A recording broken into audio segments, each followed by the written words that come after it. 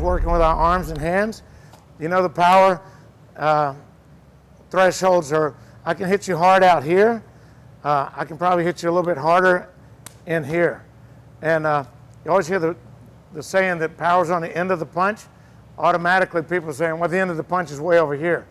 Frankly, the end of the punch might be right here. So it's all about maximizing your power from where you are.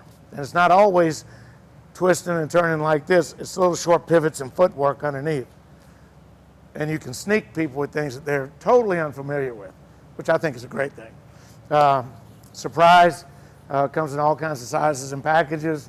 If you got them, use it, right? Don't be shy. That's the keynote. So anyway, now we want to go from the same position.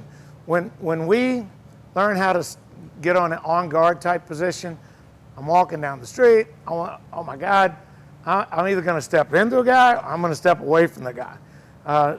Pretty much it's on his pace and the way he's closing onto me. But I have a personal philosophy. I will never step forward without throwing a punch in a fight. I do walk down the street without punching, right? So if he's coming at me and I decide to do this, I'm not just going to a guard.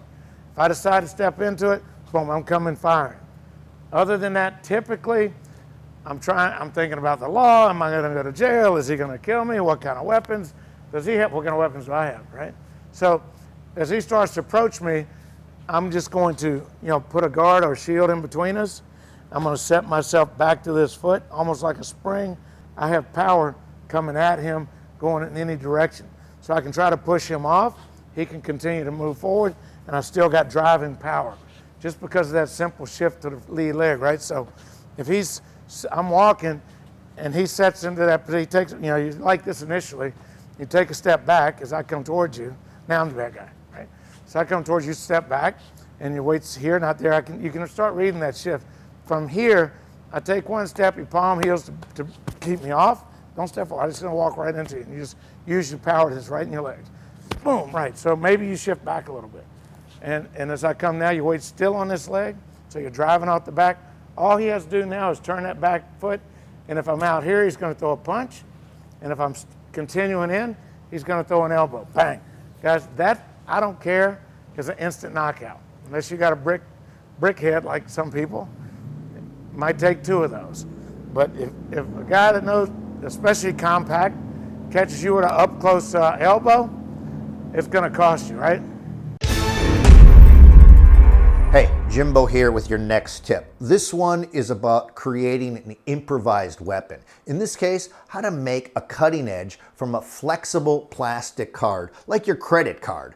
This is an old trick taught to me by a Special Forces buddy of mine who would occasionally have to travel overseas, unarmed and undercover. With this trick, he at least had a cutting tool on him. Sometimes that's all you need. This is also a useful survival tip in case you're ever caught without a knife and need to be able to do some basic cutting. Okay, let's get into it. First thing you got to do is get a plastic card, like a credit card. A lot of cards today are not solid plastic, but paper that's been covered by a clear laminate. That won't work. You have to have a solid plastic card. You'll know pretty quickly if it's not solid plastic when you try to sharpen it. In this case, I found an old prescription card that was very thin, but it was solid plastic. I covered up with a duct tape here just to protect their name. Okay, I took it to the workbench and sharpened one edge using a 400 grit sandpaper. If you don't have that and you're in a desperate situation, you can always use concrete or a handy boulder that's nearby to sharpen the edge. Sharpen both sides of the same edge. It doesn't take long. In a couple of minutes, you'll have a sharp edge. Okay, it can't replace a knife, but in short order, you'll have something sharp enough to cut a piece of meat. It also has the potential to be a lethal weapon. I mean, I sure wouldn't want this drawn across my throat. I've got some more lethal U.S. Special Forces techniques that can end a deadly threat in a couple of seconds using nothing but your bare hands. This is pretty grisly stuff, considered to be too violent and deadly for this platform. I've been warned a few times already, so showing this right here, right now on my channel would get me shut down for sure. But you can get them for free simply by clicking on the link in the description. Okay, let's move on to our next tip. Now for our final demonstration on Kinematai, I'd like to show you exactly what the bite will do.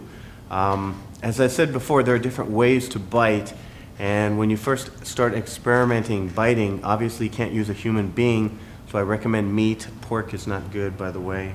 Go with beef. You're going to find when you start to bite, your teeth will actually hydroplane over the meat, and you will not get a good bite. So you need to tip your head and get your eye teeth into the bite and tear this way. And the more that you're pulling with your arm, the deeper you can get. And it actually becomes a sensitivity, kind of like chisao with the face. And you're making tiny little tears with your head. And the tears are not much more than that while you're hanging on. And this is the way you're going to get the most vicious bite. So what we're going to do, what we've done, is we've strapped a piece of meat onto Tim right here, and we're going to wrestle. I'm going to find myself in that position, and I'm going to bite through it. What I recommend that you do at home, if you want to try this, is to put a wetsuit on, neoprene wetsuit, and then put the beef over the wetsuit, and then tie the beef onto the wetsuit, and then put a t-shirt on over that. We happen to use a sweatshirt.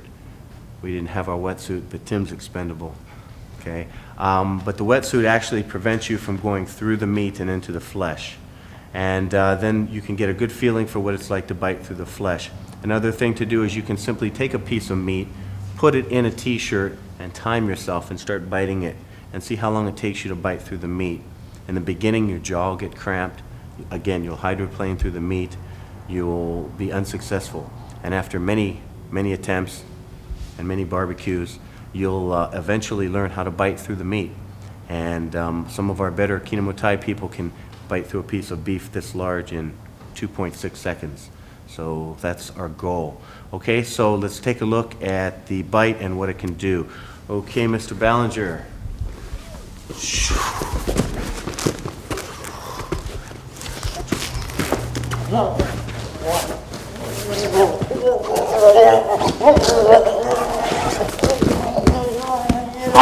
Good. Okay, we're going to pull out the meat and let's see what we did. Okay, this is what we got going on the outside, and this is what our beef looks like on the inside. So this is the kind of damage that we're talking about doing. That was about 2.2 seconds. And that is sufficient for the opponent to just kick off, get the space, and escape. Thanks for watching our video lessons here at TRS Direct. Hit the like button down below and consider subscribing to our channel here on YouTube.